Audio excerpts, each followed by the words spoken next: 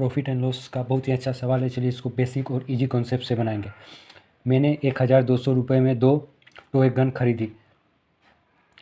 मैंने पहली toy gun को 9% हानि पर और दूसरी टॉय गन को 16% लाभ पर बेच दिया। कुल मिलाकर सौदे में न ही मुझे हानि हुई और न ही लाभ हुआ। तो पहले टॉय गन का क्रय मूल्य ज्ञात कीजिए। इस सौदे में बोल रहा है ना ही प्रॉफिट हुआ ना ही लॉस हुआ। तो ना ही प्रॉफिट हुआ ना ही लॉस हुआ कब होगा? जब मेरा CP और SP क्या हो गया? बराबर होगा। 2 को टॉय गन खरीदा है जिसका सिंगल टॉय गन का प्राइस नहीं बताया है। इसमें बोल रहा है जो SP और CP तो बराबर होगा। अब बोल रहा है 9%, एक टॉय गन का जो 9% हानि पे बेचा है, एक टॉय गन 9% हानि पर बेचा है एक टॉय गन, और एक टॉय गन जो है 16% लाभ पर बेचा है। तो डेफिनेटली जो हानि जितना है उतना ही लाभ होगा, तभी तो उसको प्रॉफिट और लॉस नहीं होगा। एक वस्तु को बेचने में उसको जितना रुपया हानि हुआ, दूसरा वस्तु को बेचने में उसने उतना ही प्रॉफिट कमा लिया। तो हानि क्या होगा? 16% जो लाभ है वो बराबर होगा।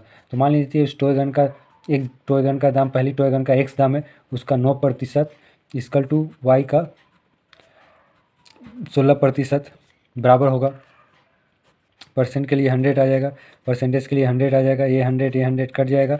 X/9 इक्वल टू हो जाएगा आपका 16/9। ये रेशियो हो जाएगा। पहले टॉय गन का 16 हो गया, दूसरे टॉय गन का 9 रेशियो हो गया। बस इसी में जो है इसको डिवाइड कर देंगे 1200 को, 1200 को डिवाइडेड, ये दोनों को जोड़ देंगे, आ जाएगा 25। इसको मल्टीप्लाई करेंगे, अब मल्टीप्लाई करके मतलब डिवाइड करेंगे 48 आएगा। 48 को 16 से मल्टीप्लाई करेंगे 768, मेरा आंसर आ गया। इस तरह से इसको बना सकते हैं। और दूसरा, अगर आपको ये इस तरीक़ा से नहीं समझ में आ रहा तो दूसरा तरीका से भी बना सकते हैं। मान लीजिए हानि जो हुआ, लाभ हुआ, ठीक है। इसमें 9% का हानि हुआ और 16% का लाभ हुआ। दोनों टॉय को बेचने के बाद उसको ना ही प्रॉफिट हुआ ना ही लॉस हुआ। तो यहाँ से 9% आ जाएगा, यहाँ से इसको करके 16% आ जाएगा। इसमें डिवाइड कर दीजिएगा जिस तरह इसको डिवाइड किए, 1200 × 16 जोड़ दीजिएगा 25, इसको कर दीजिएगा 768। इस तरह भी हमारा आंसर आ जाएगा। इसी टाइप का कभी कभी सवाल में आपका विक्रय मूल्य पूछ देता है। पहली टॉय गन का विक्रय मूल्य कितना है, या दोनों क्रय मूल्य का अंतर क्या होता है और विक्रय मूल्य का अंतर क्या होता है। इसी बेसिस पर और एक सवाल लेकर आए हैं। सुमित ने 7500 रुपये में 2 वस्तु खरीदा। पहले वस्तु को वह 16% के लाभ पर और दूसरे वस्तु को वह 14% के हानि पर बेचता है। इस सौदे में सुमित को ना ही लाभ और ना ही हानि होती है। तो दोनों वस्तु के विक्रय मूल्य के बीच अंतर ज्ञात कीजिए। इसी तरह बनेगा, इसमें थोड़ा सा आपका डिफरेंट हो जाएगा। इसमें भी CP इक्वल टू क्या हो जाएगा? SP हो जाएगा हमारा, ठीक है। इसमें जो है 16% लाभ, 16% प्रॉफिट जो है उसका 14% हानि के बराबर हो जाएगा। तभी तो उसको जितना में वो बेचा प्रॉफिट हुआ, दूसरा सामान में उतना ही लॉस कमाया, तभी तो उसको ना प्रॉफिट हुआ ना ही लॉस हुआ।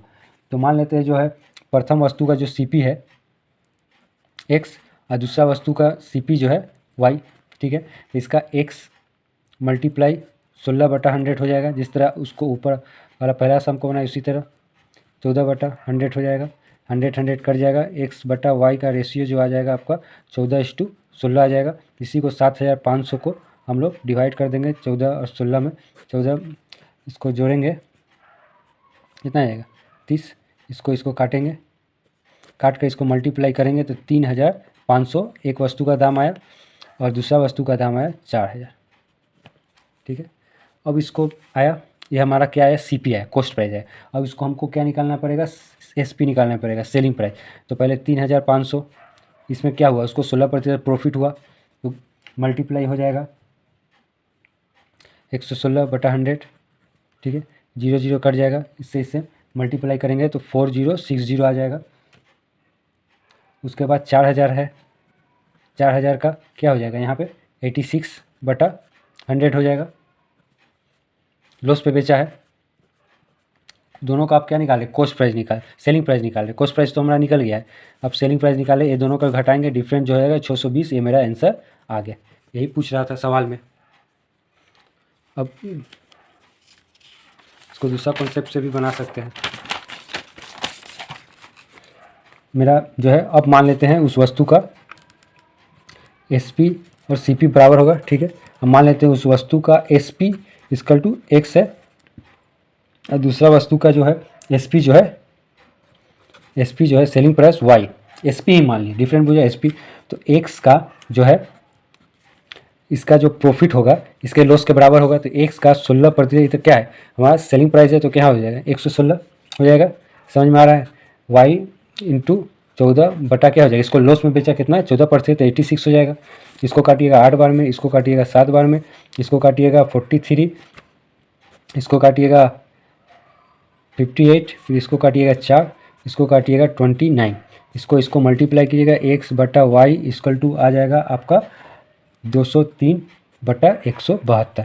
इसको मल्टीप्लाई किया 203, इसको मल्टीप्लाई किया 172। हमारा रेशियो सेलिंग का रेशियो, इससे डायरेक्ट सेलिंग प्राइस का रेशियो मेरा निकल गया। अब 7500 को इसी में डिवाइड कर देंगे, इसका अंतर निकाल देंगे तो आ जाएगा मेरा अंतर आ जाएगा आपका 31 आएगा। 62 नहीं 31 आ जाएगा। इसको नीचे ये दोनों को जोड़ देंगे तो 375 आ जाएगा।